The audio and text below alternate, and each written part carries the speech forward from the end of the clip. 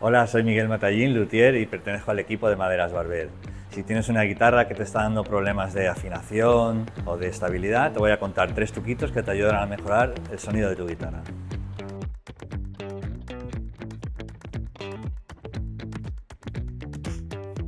Bueno, pues como os decía antes, casi siempre se le suele echar la culpa al clavijero. Cuando uno dice, ay, tengo problemas de afinación, ¿quién será el culpable? El clavijero.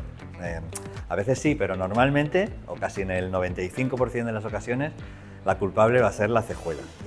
¿Por qué? Pues porque estas cejuelas de plástico que vienen a veces, o normalmente con las guitarras, hasta en guitarras de gama alta, o sea, las Gibson Les Paul Standard, la mía de los 90 venía con la cejuela de plástico, ni resina ni nada, plástico. Entonces, ¿qué suele ocurrir?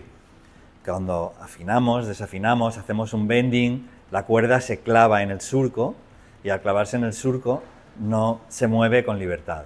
Entonces, cuando hacemos un bending, luego la cuerda no vuelve al sitio. Cuando afinamos y nos pasamos y aflojamos el clavijero, la cuerda no vuelve al sitio. Y esa es normalmente la mayor causa de desafinaciones y de inestabilidad en la afinación.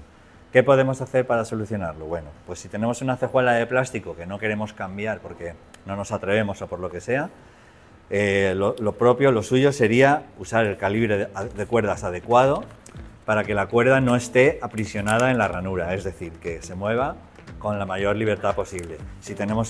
Normalmente solemos usar 10-46, casi todo el mundo, es un estándar, pero si necesitamos podemos bajar de calibre un poquito para hacer que la cuerda esté más libre, pero sin bajar tanto de calibre que perdamos la tensión que nos gusta o que la cuerda tenga holgura y vibraciones en el surco de la cejuela.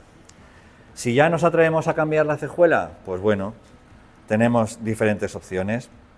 La más común y la que a mí más me gusta es el hueso. Tenemos los huesos en bruto para cortarlos y tallarlos, para lo cual necesitaremos la herramienta adecuada.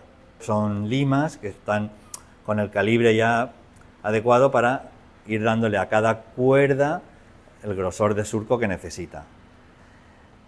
En el caso de que decidamos comprar una cejuela de hueso ya preformada, también necesitaremos las limas para darle a la ranura el grosor que queremos, porque aquí sí que lo podemos trabajar, así como el plástico es más difícil de trabajar, el hueso sí que lo podemos trabajar y podemos ya usar el calibre que hayamos elegido. Y para ello necesitamos las limas para agrandar y dejarlo la cuerda a la altura que deseamos.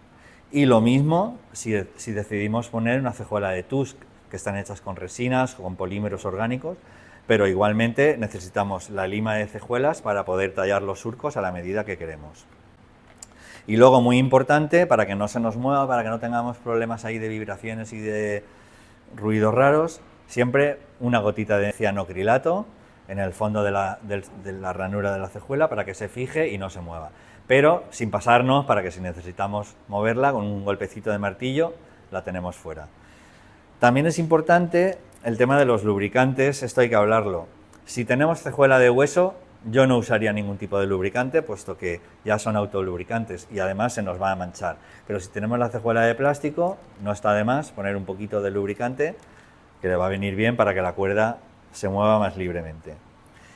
Bueno, y ya si te has decidido hacerla de hueso y quieres rizar el rizo, a mí me gusta hacerlo en mi taller, lo mejor es con lijas, de más gruesa a más fina, podemos conseguir un brillo tipo cristal que nos va a dejar una cejuela súper bonita. Y para ello, como os decía, limas de diferentes granos, de más gruesa a más fina, para quitar las rayas de la lima primero y luego las líneas y rayas de las sucesivas limas. Y ya vamos, o sea, el acabado final con compuestos para pulimentos compuestos y un trapito de algodón. Y lo dejamos un brillo que en algunos se ve hasta la veta del hueso y todo, y un brillo súper bonito.